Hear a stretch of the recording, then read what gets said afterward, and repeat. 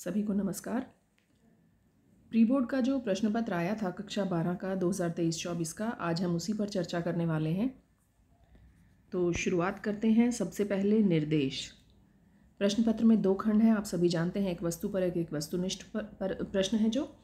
तो प्रश्न पत्र के जो 2 खंड हैं दोनों की कुल संख्या है 14 और सभी प्रश्न अनिवार्य हैं। खंड अ में उप प्रश्नों सहित 40 वस्तुपरक प्रश्न पूछे गए हैं और सभी प्रश्नों के उत्तर अनिवार्य हैं। खंड ब की यदि बात करें तो 8 वर्णनात्मक प्रश्न पूछे गए हैं जिसमें आपने उत्तर स्वयं लिखने हैं और इनके साथ कहीं उचित विकल्प भी दिए गए हैं, तो उन्हें ध्यान में रखते हुए प्रश्नों के उत्तर दें और कोशिश करें कि जितने भी प्रश्नों के उत्तर आप लिख रहे हैं उन्हें क्रम से लिखें, क्रमानुसार। पहले प्रश्न का उत्तर पहले लिखें, दूसरे प्रश्न का उत्तर दोबारा लिखें। एक और चीज़ जो ध्यान देने योग्य है बच्चों, उसमें खास बात का ध्यान रखें कि जब आप विकल्प लिखते हैं, प्रश्न 1 सब पार्ट 1 और विकल्प लिखते हैं क ख ग घ, उसके साथ सही बहुविकल्पीय प्रश्न जो हैं उनका सही विकल्प ज़रूर लिख दें। अगर आप इस तरह से लिखेंगे तो आपके अंक अवश्य ही अच्छे आएंगे। हम बात करते हैं सबसे पहले गद्यांश की। एक गद्यांश आता है, इस बार योग से जुड़ा हुआ एक गद्यांश आया था, आप स्क्रीन पर देख पा रहे हैं। योग का विषय निस्संदेह भारतीय संस्कृति के सबसे प्राचीन तथा सर्वाधिक महत्वपूर्ण घटकों में से एक है। इसकी उत्पत्ति सिंधु घाटी सभ्यता में 5000 वर्ष से भी पहले हुई थी और यह आज भी भारत की पूर्व पीढ़ियों द्वारा संजोए गए परंपराओं में से एक बहुत ही सजीव परंपरा है तथा इसके उपयोगकर्ताओं की संख्या किसी भी दूसरे मानविकी, वैज्ञानिक और तकनीकी विषयों से कहीं अधिक है। हाल के दशकों में योग के सिद्धांत तथा प्रयोग ने धनी पश्चिमी देशों में लोगों का पर्याप्त ध्यान आकर्षित किया है, किंतु अभी भी योग को भारत के स्कूलों एवं कॉलेजों में किसी भी पाठ्यक्रम का अनिवार्य हिस्सा नहीं बनाया जा सका है। सभी सरकारी कार्यक्रमों से योग की यह उल्लेखनीय उपेक्षा अपनी जन्मभूमि में एक अजीब विरोधाभास है जिसे समझने की बहुत आवश्यकता होगी। पश्चिम में जब आधुनिक विज्ञान तथा प्रौद्योगिकी की नींव डाली जा रही थी, तब स्वामी विवेकानंद ने 80 वर्ष पूर्व इस बात को अच्छी तरह समझ लिया था कि योग को एक वैज्ञानिक विषय के रूप में विकसित किया जा सकता है तथा इसे शैक्षणिक संस्थानों में भी पढ़ाया जा सकता है और यह हमारे वर्तमान विश्वविद्यालयों द्वारा चलाए जा रहे कई अन्य मानविकी विषयों से अधिक सार्थक सिद्ध होगा। खुले तथा वस्तुजगत रूप से विश्व स्तर पर योग को एक विज्ञान की हैसियत से अपनाने की आवश्यकता है, परंतु दुर्भाग्यवश अभी तक ऐसा नहीं हो पाया। अरविंद ने ठीक कहा था, विज्ञान सभी मनुष्य के लिए एक सामान्य वस्तु है। यह सभी पद्धतियों एवं परिणामों में सबके लिए उपलब्ध है। अपनी प्रकृति में यह अंतर्राष्ट्रीय है। इस बात से भारतीयों को संतुष्टि मिल सकती है कि भारत सदियों से योग का विशेष केंद्र रहा है, किंतु विज्ञान के रूप में योग समस्त मानवता से संबंधित है। तिब्बती, लामा, जापानी, जैन तथा सूफी रहस्यवादी परंपरा के अध्ययन की उतनी ही आवश्यकता है जितनी कि कुंडलिनी योग, अनासक्ति योग तथा अखंड योग की है तथा सभी रहस्यवादियों एवं संतों की वाणियों पर वैज्ञानिक पद्धति को समान रूप से निर्भय होकर लागू करना है। अतः योग की परंपरा को दूषित करने के लिए अब ना तो गुह्यता को और ना ही आडंबर को ही अनुमति प्रदान करनी चाहिए। तो ये है आपका गद्यांश।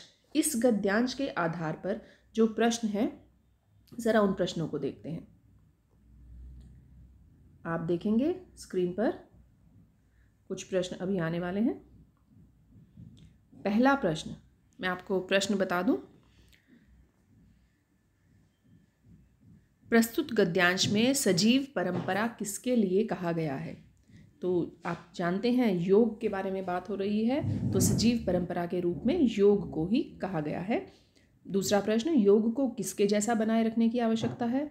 उतना ही महत्वपूर्ण बनाए रखने की आवश्यकता है जितना कि दूसरी रहस्यवादी परंपराएं।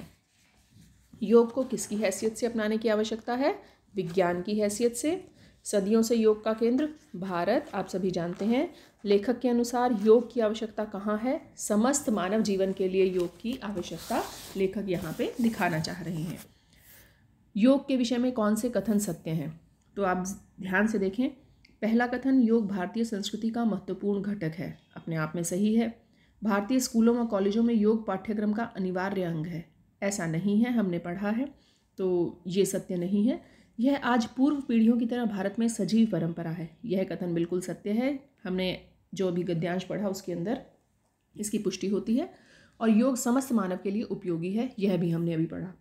तो पहला, तीसरा और चौथा ये तीनों कथन सत्य हैं, सही हैं। इस आधार पर विकल्प ग सही है। फिर है 7वां प्रश्न, योग को वैज्ञानिक विषय के रूप में विकसित किया जा सकता है, यह विचार किसका है? स्वामी विवेकानंद का। लेखक की योग में अभिरुचि है क्योंकि आज योग प्रासंगिक है। आज भी उसकी उतनी ही महत्ता है जितनी जब योग शुरू हुआ तब थी, तो इसकी प्रासंगिकता है, इसी कारण लेखक की योग में अभिरुचि है। योग अपनी प्रकृति में कैसा है? सार्वभौमिक। आसक्ति शब्द का निम्न में से विलोम शब्द क्या है? अनासक्ति। तो आप ध्यान रखें, पहले चारों विकल्पों को ध्यान से पढ़ लें, और यदि आप सही विकल्प का चयन नहीं कर पा रहे हैं तो बहुत अच्छा होगा कि जो विकल्प आपको गलत लगते हैं उन्हें हटा दें। जब आप उन्हें हटा देंगे तो अंतिम जो विकल्प बचेगा वही सही होगा। तो दोनों ही तरीके से आप इन विकल्पों को सोचकर समझकर अटेम्प्ट कर सकते हैं। फिर दूसरा प्रश्न आता है पद्यांश का। ध्यानपूर्वक पद्यांश को पढ़ना है और उपयुक्त विकल्प लिख देना है। पद्यांश, रखे गरीबी में भी साहस, करती तन का व्यापार नहीं, अस्मत की दौलत के आगे धन कुबेर स्वीकार नहीं, ऐसी शीलवान नारी के सम्मुख नतमस्तक सारा संसार, फूलों की खुशबू में महका नारी का निर्मल व्यवहार, सावित्री का बल है नारी, नारी त्याग है सीता का, रामायण के घर में जैसे पहरा भगवत गीता का, नारी घर की वैभव लक्ष्मी अन्नपूर्णा है यही, हर भाषा में गौरव गाथा दुनिया में किसकी सदा कही, आज पड़ी संकट में नारी अपने घर के वारों से, दुर्गा बन के लड़ना होगा उसे भेड़िए सियारों से, पहरेदारों की सूरत में छिपे हुए गद्दारों से। समझ ही गए होंगे, बहुत ही आसान सा पद है, पद्यांश है। अब जरा प्रश्नों को लेते हैं। प्रस्तुत पद्यांश में किसका वर्णन किया गया है? आप समझ गए होंगे कि प्रस्तुत पद्यांश में वर्णन है नारी का, बिल्कुल सही। अगला प्रश्न, नारी के लिए सबसे महत्वपूर्ण क्या है? सबसे महत्वपूर्ण है उसकी अस्मत, उसकी इज्जत। नारी के विषय में सही विकल्प कौन सा है? अब यहाँ 3 विकल्प दिए गए हैं और उसके बाद सही विकल्प चुनने के लिए आपको क ख ग घ 4 विकल्प हैं, इनमें से आपको सही विकल्प चुनना है। तो पहले जो तीनों विकल्प हैं उनके बारे में बता देती हूँ। नारी गरीबी में साहस खो देती है, बिल्कुल नहीं, गलत विकल्प। इज्जत के आगे धन दौलत ठुकरा देती है, बिल्कुल सही कथन है, तो दूसरा कथन सही है। तीसरा कथन है किसी भी परिस्थिति में तन का व्यापार नहीं करती, तो 2 और 3 कथन यहाँ सही हैं। आप जब ये कविता पढ़ेंगे तो इसके आधार पर आप इसका ग उत्तर सही पाएंगे। नारी के त्यागमयी होने की समानता किससे की गई है? इन पंक्तियों में सावित्री, दुर्गा, अन्नपूर्णा, सीता 4 ऑप्शन है, लेकिन पंक्ति है नारी त्याग है सीता का, तो त्याग की तुलना सीता से की गई है। आज पड़ी संकट में नारी अपने घर के वारों से, इस पंक्ति का आशय आप समझ ही गए होंगे। अपने घर में छिपे बुरी प्रवृत्ति वाले लोगों से आज नारी को खतरा है। अस्मत शब्द इज्जत, पहचान गए होंगे आप, मुझे पूरी उम्मीद है। शीलवान नारी के सामने कौन नतमस्तक है? सारा संसार, बिल्कुल सही, यही विकल्प है। उम्मीद करती हूँ आपने भी यही लगाया होगा, क्योंकि पंक्ति है कि ऐसी शीलवान नारी के सम्मुख नतमस्तक सारा संसार, बिल्कुल सही। पद्यांश में गद्दार किसकी सूरत में छिपे हुए हैं? कुबेर के रूप में, भेड़िए के रूप में, सियार के रूप में या पहरेदारों के रूप में? बिल्कुल सही, पहरेदारों की सूरत में छिपे हुए गद्दारों से। फिर है अभिव्यक्ति और माध्यम पुस्तक पर आधारित प्रश्न। पहला प्रश्न, संपादक के नाम पत्र प्रकाशित होने का स्थान कहाँ है? संपादकीय पृष्ठ पर। अगला प्रश्न चलते हैं।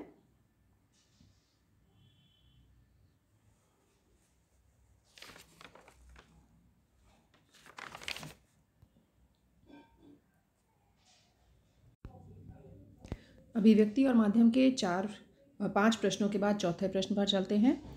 अंतरा भाग 2 से है। यहाँ काव्यांश दिया गया है और उस काव्यांश के आधार पर आपको अपने सही उत्तर चयनित करने हैं। यह मधु है स्वयं काल की मौना का युग संचय, यह गोरस जीवन कामधेनु का अमृत पूत पय, यह अंकुर फोड़ धरा को रवि को तख्ता निर्भय, यह प्रकृत स्वयंभू ब्रह्म अयुतः इसको भी शक्ति को दे दो, यह दीप अकेला स्नेह भरा है गर्भ भरा मदमाता, पर इसको भी पंक्ति को दे दो। समझ गए होंगे आप ये कौन सी कविता है? यह दीप अकेला और किसकी कविता है? अज्ञेय जी की। इस आधार पर पद्यांश में दीप किसका प्रतीक है? व्यक्ति का। किसको किसके साथ जोड़ने की बात की गई है? व्यक्ति को समाज से जोड़ने की बात की गई है। फिर है सही कथन का चयन। दीप अत्यधिक माधुर्य से भरा है, बिल्कुल सही। व्यक्तिगत सत्ता का सामाजिक सत्ता में विलय होना चाहिए, बिल्कुल सही। व्यक्ति स्वयं में पूर्ण है और उसे समाज की आवश्यकता नहीं, यह कथन बिल्कुल असत्य है। कविता के आधार पर पहले दो कथन उपयुक्त हैं, अतः विकल्प क सही है, जिसमें कथन 1 और 2 सही हैं, ऐसा लिखा गया है। पद्यांश में दीप को गर्व भरा मतदाता क्यों कहा गया है? क्योंकि दीप सर्वगुण संपन्न व्यक्ति के रूप में वर्णित है। अंकुर की कौन सी विशेषता की यहाँ बात की गई है? कि वह निर्भयतापूर्वक सूर्य की ओर ताकता है, यह अंकुर की विशेषता है। अब ज़रा आगे चलते हैं 5वें प्रश्न की ओर। 5वें प्रश्न में गद्यांश दिया गया है और इस गद्यांश के आधार पर आपको प्रश्नों के उत्तर देने हैं। गद्यांश एक बार आपको पढ़कर सुना देती हूँ।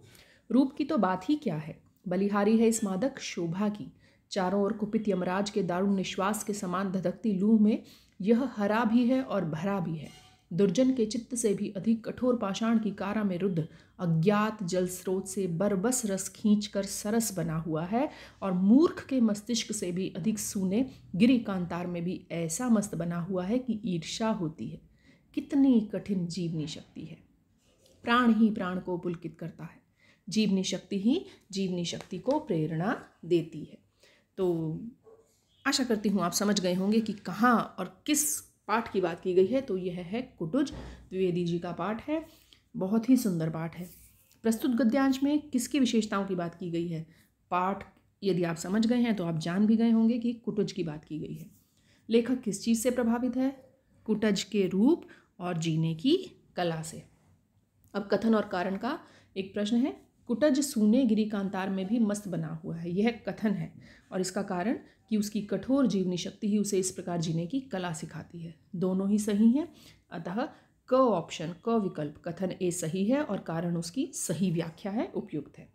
कुटज के विषय में सही कथन कौन सा है? लंबा और घना वृक्ष है, नहीं, छोटा है। सूखे नीरस वातावरण में सूख जाता है, बिल्कुल नहीं। आपने ऊपर पढ़ा कि वहाँ भी मस्त बना रहता है और प्रगति करता है। विषम जलवायु में हरा भरा रहता है, यह कथन बिल्कुल उपयुक्त है। तीव्र धूप इसे झुलसा देती है, बिल्कुल नहीं। इस आधार पर आप ग को उपयुक्त कथन मानेंगे, सही कथन मानेंगे और उस पर चिन्ह लगाएंगे। फिर हम आगे चलते हैं बच्चों। पुलकित शब्द का अर्थ पूछा गया है। नीरसता, अस्त व्यस्तता, उदासीनता बिल्कुल नहीं है इसका अर्थ है प्रसन्नता। फिर अंतराल से कुछ प्रश्न हैं, इनकी बात करते हैं। छठा प्रश्न अंतराल से, पहला है उचित मिलान कीजिए। धामिन क्या है? विषहीन सर्प। गुड़हल देवी का फूल के नाम से आया है। भसीन कमल की नाल और कोइया एक जल पुष्प है। सुभानी फिर है दूसरा प्रश्न, भैरव के मन में सूरदास के प्रति ईर्ष्या भाव था, क्यों? तो आप सही उत्तर पहचान ही गए होंगे यदि आपने सूरदास की झोपड़ी को ध्यान से पढ़ा है। ऑप्शन 3 है, सुभागी का भैरव की मार से बचने के लिए सूरदास की झोपड़ी में जाने के कारण, सूरदास द्वारा बीच बचाव करके सुभागी को भैरव से बचाने के कारण, या सूरदास द्वारा भैरव की ज़मीन हड़प लेने के कारण। आप समझ गए होंगे कि पहला और दूसरा विकल्प सही है। इस आधार पर जो 4 विकल्प दिए हैं क ख ग घ, उसमें ग विकल्प में यही बात है कि पहला और दूसरा सही है, तो यही उपयुक्त है, इसी को आपने चिन्हित करना है। फिर कथन और कारण, कथन ए है कि धरती का वातावरण गर्म होने में यूरोप और अमेरिका की भूमिका सर्वाधिक रही है, आपने पाठ में पढ़ा है। हानिकारक गैसों द्वारा तापमान में वृद्धि, मौसम चक्र का बिगड़ना तथा पर्यावरण का असंतुलित होना। अब यहाँ कथन ए दिया है और उसके साथ में कारण आर दिया है, तो कथन ए आपको उपयुक्त लगता होगा, आपने पाठ पढ़ा है तो आप जान गए होंगे, और कथन आर भी उसकी सही व्याख्या करता है। फिर है अगला प्रश्न। अगला प्रश्न है, सूरदास की झोपड़ी प्रेमचंद द्वारा रचित किस उपन्यास का अंश है? रंगभूमि का अंश है। तो जब आपने पाठ पढ़ा होगा तो निश्चित रूप से आपको पता चला होगा कि ये उपन्यास का अंश है। कौन सी विधा है साहित्य की? रंगभूमि उपन्यास। मालवा में पहले पानी कैसा गिरता था आप सभी जानते होंगे, बहुत अधिक।